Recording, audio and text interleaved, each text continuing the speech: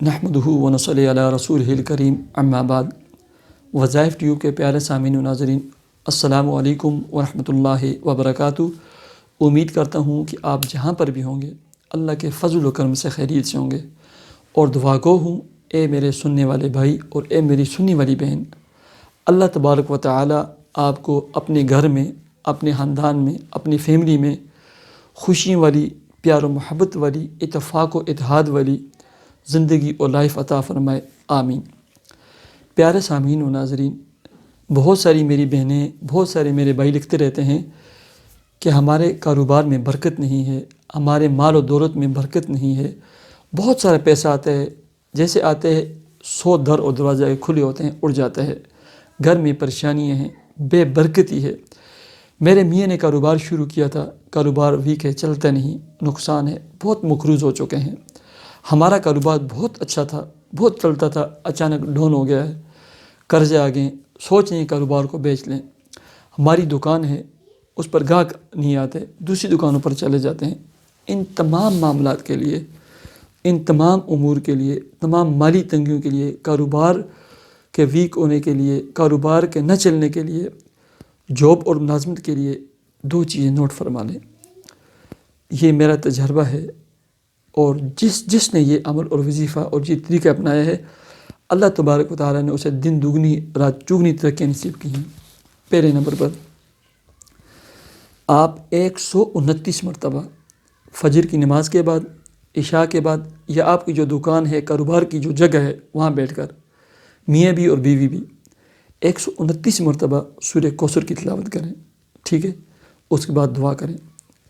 دوسرا یہ ہے کہ آپ کا کاروبار نہیں چلتا، یا پہلے اچھا تھا ابھی بند ہو گیا ہے، اس کے لیے آپ نے کرنا یہ ہے کہ آپ 21 مرتبہ سورہ فلق، 21 مرتبہ سورہ ناس، 21 مرتبہ آیت الکرسی، 21 مرتبہ سورہ فاتحہ یہ پڑھ کر پانی پہ دم کریں، اور اس پانی کو ایک پمپ میں ڈالیں، ٹھیک ہے؟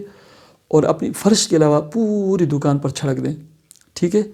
جب آپ دکان کھولیں، دکان میں السلام علیکم ورحمۃ اللہ وبرکاتہ کہ داخلوں، چاہے دکان ہے، آفس ہے، جو بھی جگہ ہے، چاہے کوئی ہو یا نہ ہو، سلام کریں۔ آپ اپنی دکان کو جب بند کرنے لگیں یا جب داخل ہوں، جب بھی آپ کو موقع ملے، جب گاہک نہ ہو، ایک مرتبہ اونچی آواز میں آیت الکرسی پڑھیں، اور ایک مرتبہ اونچی آواز میں آذان دیں، ٹھیک ہے؟ چھٹ یا دروازہ نیچے کر کے بھی آپ پڑھ سکتے ہیں۔ اور تیسرا کام آپ نے یہ کرنا ہے، آپ اگر ہفتے کے بعد حساب کرتے ہیں یا مہینے کے بعد حساب کرتے ہیں، آپ کو جتنی انکم آتی ہے، جتنی آپ کو بچت ہوتی ہے، جتنا پیسہ اور روپیہ آتا ہے، آپ جو ہے اللہ تبارک و تعالیٰ کو شریک فرما دیں۔ اس کا طریقہ یہ ہوگا، آپ 2%، 3%، 4%، 5%، لیکن پابندی کے ساتھ وہ الگ کر کے آپ کے جتنے غریب رشتہ دار ہیں، دیکھیں جو لوگ پہلے مالدار تھے اب غریب بن گئے ہیں، ایسے سب سے سرفرست ان لوگوں کے ساتھ چھپکے سے تعاون کریں، ان کو پیسے دیں۔ آپ کے رشتہ داروں میں جن کی بیٹیاں نوجوان ہیں، ان کے ساتھ جہیز میں، ان کے کپڑوں میں غریبوں کے کپڑے دیں، ان کو جوتیاں دیں، ان کو بستر لے کر دیں، ان کے راشن کا بندوبست کریں۔ آپ یہ کام جب کریں گے اللہ تبارک و تعالیٰ آپ کو دن دگنی رات چگنی ترقیاں عطا فرمائیں گے۔ آپ کو اپنے کاروبار بزنس کے لیے نوکر رکھنے پڑیں گے۔ یہ میری زندگی کا تجربہ ہے اور مشاہدہ ہے۔ جس نے بھی کیا ہے، اللہ نے اسے اتنا کچھ دیا ہے، اللہ تبارک و تعالیٰ اس کی نسلوں کو کبھی دولت سے اور رزق سے محروم نہیں فرماتے۔